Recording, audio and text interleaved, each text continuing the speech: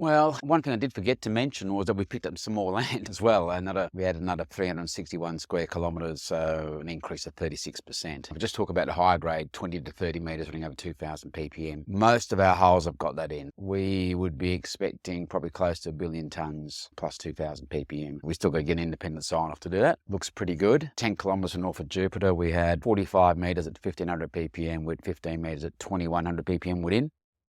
And we picked up the land. There was a gap sitting between that tenement and the Jupiter tenement. We now, as part of that acquisition, we picked up that ground. We've added that. Like today, we drove from the road. There's actually two gas pipes. One was next to the road and one was a bit later on, spur line. And then we drove those 20 to 30 kilometres on the bush track. These are tracks that the pastoralist uses. We drove straight to the drawing. So the access, all that is on venture ground, so it's unencumbered access. We flew the drone up there today, and you can see that it's vast, and there's nothing in all directions. We've got to do drilling on all those other tenements as we've got to maintain them through expenditure. Not the new tenements, we just because they're fresh, just an application, but there's another 900 odd square kilometres which we need to get drilling done soon. So we'll come back and we'll drill some more holes. To follow up, either mostly due to the fact that the rig didn't have enough power to get down deep enough. We could have another Jupiter scenario or something potentially even better sitting on another tenement. It's hard to speculate. So that's why we're focused on the 40 square kilometres. And even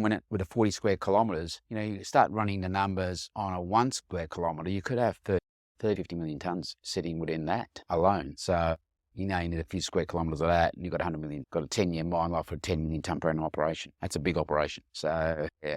You've got to be very careful about getting sucked into the enormity of it all, because we drove today, we drove from north to south. So something that we talked about after when we got back, we've got to be pretty strategic about how we go from here. We'll talk about that amongst ourselves on the board when we get back. We'll obviously try and focus in on that, what Andrew said. It's some really high grade, good ground, and see if we can get something out of that. And instead of taking a scattergun approach and firing off all across such a massive parcel of land.